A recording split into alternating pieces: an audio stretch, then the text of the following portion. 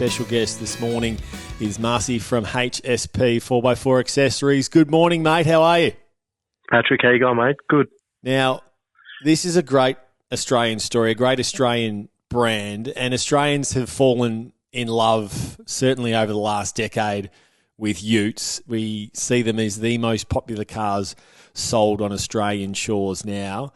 And absolutely, the brand that you've built and the product that you have is perfectly suited to that, Marcy.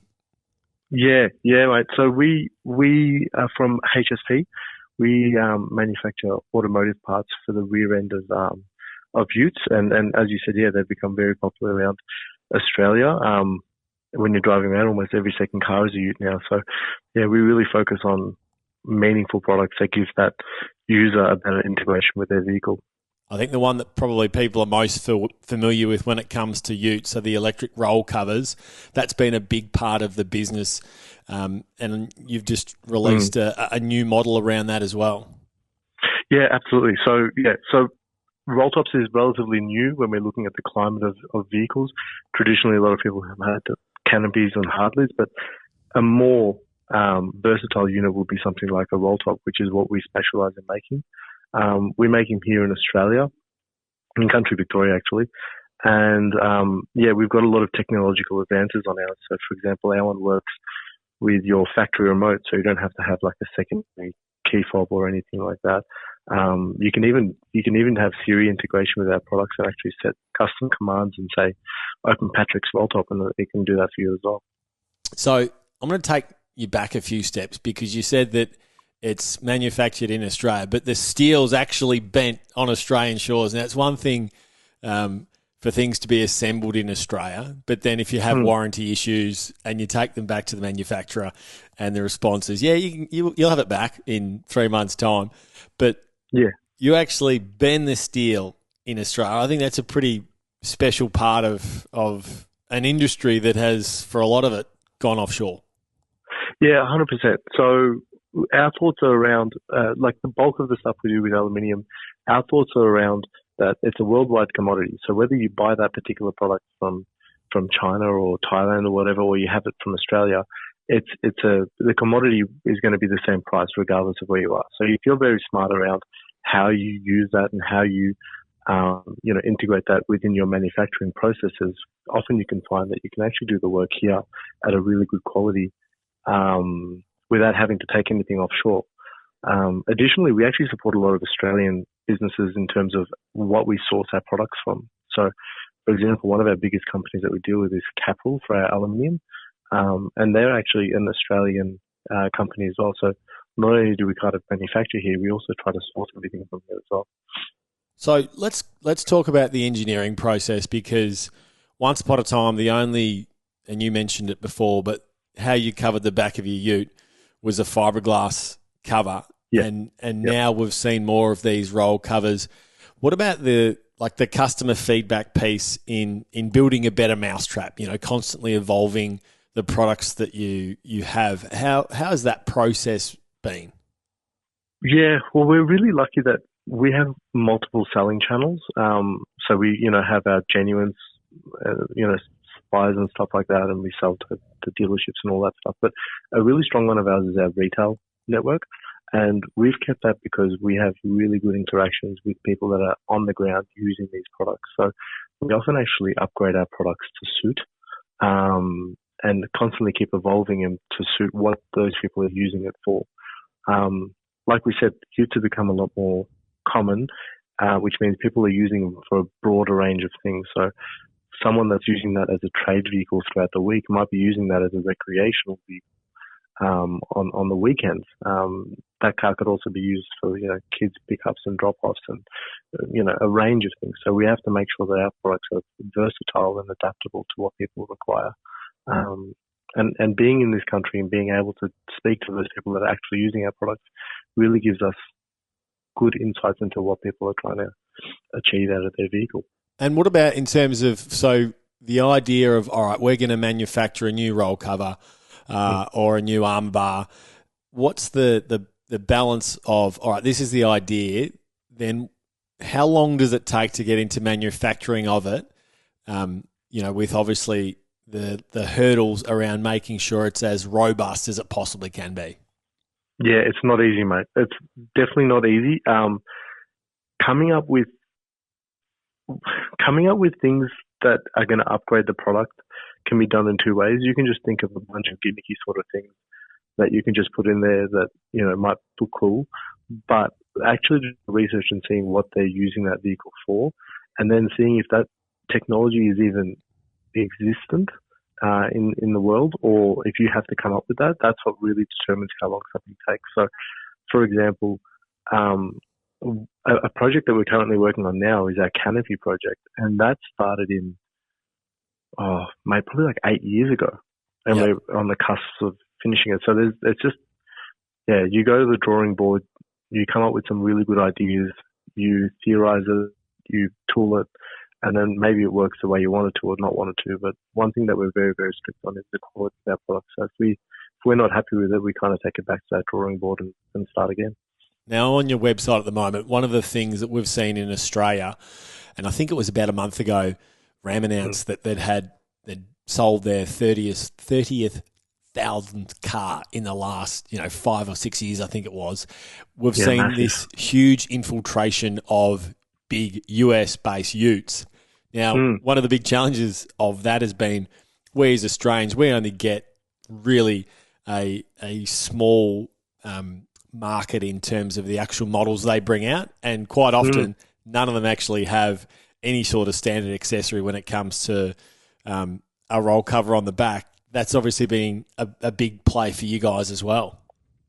Yeah, absolutely. So I think vehicle manufacturers don't like putting things like covers as a standard on vehicles because it limits the use of what that person has intended the car to be. It certainly helped us for sure because an influx of vehicles into the market just means more blank canvases for us to put our products on, and that's definitely been growing in that American field as well. A little bit more challenges when it comes to American vehicles because the way that we do our wiring and stuff is generally plug and play. So there's a lot more research that goes into that. Those cars that are coming in from America are a lot more technologically, so we have to make sure that our products also speak with the smarts of their computers and don't cause any issues. So that's definitely been a challenge, but it's kind of been exciting to work on that and ensure we have a really good product out there for those people, especially because they're paying well over $100,000 for a vehicle, absolutely. So they expect their products to be good as well. Yeah, we've seen the incredible increase in pricing, and really that's probably that's where it's going to continue to go as we see the electrification in terms of the automotive market. And all that the being a big hybrids piece. And stuff. Yeah. I mean, you drive a Ford, do you? F-150. Yep. How are you finding it? I love it. It's a bit of a bugger to park, but it's brilliant. Is. But the one thing it doesn't have is a cover because it's the Lariat, which is the highest spec version that Ford bring into Australia. But in the States, there's obviously higher ended models where the roll cover does come standard, but we will never see that on Australian shores. So you look at, okay, where can I find something that'll suit an F-150, a Dodge Ram, a Silverado, all those US-based cars. Yeah, absolutely. Well, obviously, we'll have to change yours to have a cover of ours on there.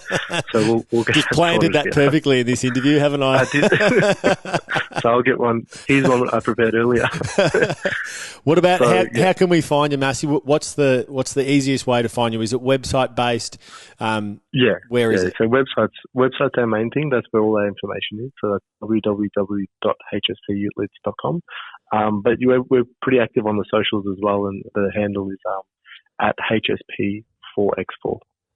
We love hearing that. We love championing Australian-based companies, Australian-based products and things that are manufactured in Australia. Thanks for your time this morning on Real Adventures. Really appreciate it, mate.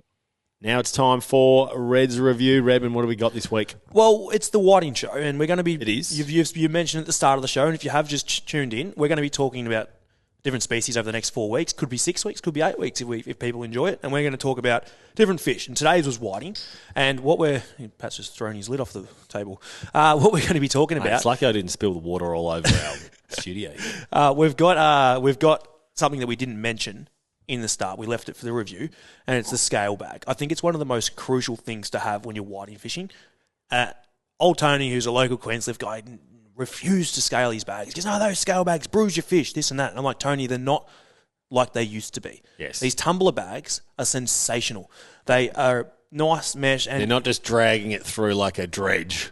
Literally pulling these so slow now. Like we're going 16 kilometres out and they just rotate nicely. But you're only doing it for like a minute, minute and a half. And it gets rid of all the slime and the scales, makes your work less than 100. It's 100% less work getting home. It feels like you just have to you literally just take the sides off. You don't have to, no scale. Like I can clean fish inside and get away with it. Where back in the day, scales all over the kitchen bench. You couldn't do it. So scale bags are a fantastic thing. They're bloody pricey. You're up to $300 at times. So they are, yes, they are. They are. You're kidding me. Like they are. I'm going to quickly throw. That's gaff worthy. Yeah. So 100. I think the one that I'm running is a tumbler scale bag, and like. My godfather. So the one that I'm looking at here is $120, and I reckon that's one of the best ones. But they will go right up to $280. Like there's one there, $280. One there, like it goes right up. There's another one, $112. So they do get a bit pricey, but they will. The $100 one is worth it. $300 one is no. Another tip off the back of it. Just don't leave it in your car like I did after a guide during the week. It stunk on the way here. I had to throw it out, and I had to leave the windows down in freezing cold to get here. So a scale bag is well worth the review today for if you are going to be looking into any whiting fishing, because it makes life a hell of a lot easier. That is our Reds review for the week. You're listening to Real Adventures, talking all things fishing, boating, and the great outdoors for Razorback 4x4, Australia's best four-wheel drive seat covers, with protection like no other. Welcome back to Real Adventures for Razorback 4x4. There's nothing like Razorback 4x4. It's time for Red's Tip. Well, we're on the whiting show this week, so we're keeping it relevant to the whiting. So the Red's tip this week is, when you're whiting fishing, they're very dirty fish. You get the green pooey stuff all over you, Patrick. A few squid strips get thrown around, a few pippies get flown around. I advise you, as a tip, this time of the year, not only does it keep you warm, but it helps your husband or wife, whoever does the washing at home, because I certainly don't, Patrick, it helps keep your clothes clean. You get a set of Stormline overalls. They come up to your boobies. Yep. And they sit there and they Is that what Kane was wearing in your social media? Mate, we were wearing everything out there.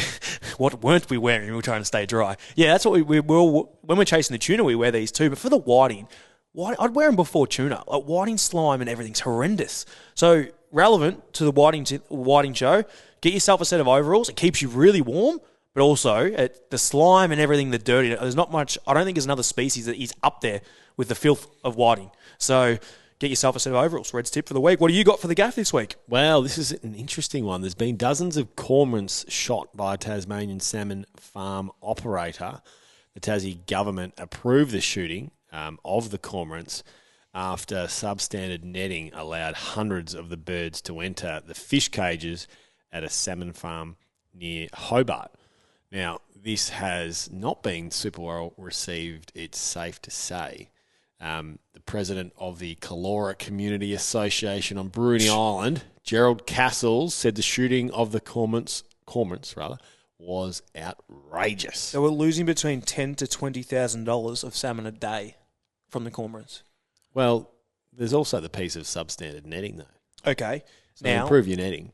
You like the cormorants. I like the cormorants. Yeah, you're not happy about this because once again, they're the helping whiting you show, find birds. They help me find. Well, they help me find birds because they are birds. Sorry, they help you find fish. They help me find whiting. They are always on the whiting grounds, and whenever I see multiple cormorants in an area, well, they're there to eat, aren't they, Patrick? What do you think they're eating? They're eating whiting. And they put me in the right direction for whiting. So we're gaffing them because I'm not you're not happy. It's affecting my whiting fishing. It's the first time that you've turned environmentalist. Yes, I want me cormorants. But you know how aggressive they get? Like, they literally will take fish out of your hands as you're winding them in. Like, you're winding them in, they're coming up the side of the boat. They are a very aggressive bird, the cormorants. They are not your peaceful duck. Doesn't matter. Well, peaceful duck. I've been chased by a few ducks in New Zealand. Gooses or ducks? No, sorry, gooses. They're the same thing, aren't they? One's bigger. I suppose they are a different species. Anyway, that wraps the show. We hope you've enjoyed it. Plenty more Real Adventures next week. We'll continue on our winter feast of fishing in terms of the fish to tackle this winter. The best Gumbo's next week. Methods behind it, and Gumbo's next week. Beautiful work, Redmond. We'll see you next week. Are you struggling or stressed? messagesofhope.org.au provide helpful ways to get you through. I'm Tanya Nelson, and my team at Messages of Hope are here for you. No matter what, there's always hope. Learn more at messagesofhope.org.au.